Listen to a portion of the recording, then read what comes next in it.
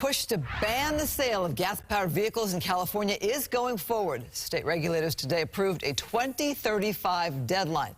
All right, it's a sweeping move that would be the first in the world.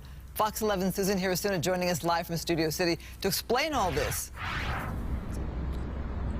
And a lot of people say this is a very bold move. The question is how effective? Well, according to greencars.com, in California, the transportation sector makes up half of greenhouse emissions.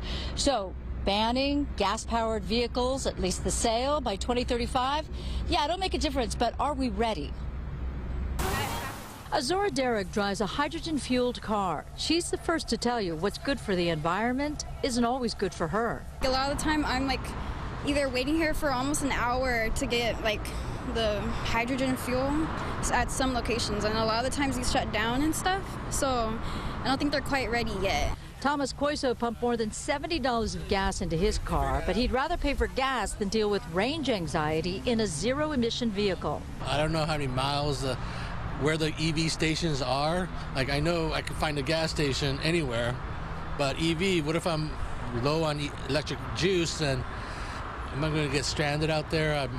I'm not wild about electric because it's good for short distances, maybe around the neighborhood, but for going on a long trip like San Diego, Vegas, or San Francisco. Tough crowd now that California is mandating 35% of new car sales in 2026 be ZEVs, 51% in 2028, 68% by 2030, 100% in 2035. There's not enough electricity to power every single car in California. People are going to be waiting in line. Not true, says Jamie Court of Consumer Watchdog. The point is to put out a goal, we want to go to the moon.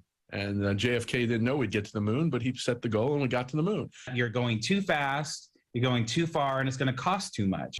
Kevin Slagle is spokesperson for the Western States Petroleum Association. He sees hundreds of thousands of job losses for those who work in oil or work on combustion engines.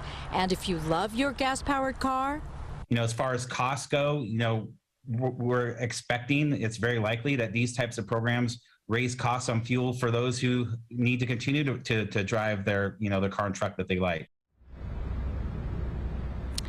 And to be clear, by 2035, if you still wanted to buy a new gas-powered vehicle, you'd be able to do so in another state and then drive it back to California. But it was interesting when I interviewed Kevin Slagle, he said, it looks like the California Air Resources Board is coming for your gas-powered vehicles. And I said, you're using the language out of the gun lobby. And he just sort of agreed. He didn't realize he had said that. But his point is that it will get more expensive to own the gas-powered vehicle, if only because the state really doesn't want you to. Reporting live in Studio City, I'm Susan Hirasuna, Fox 11 News.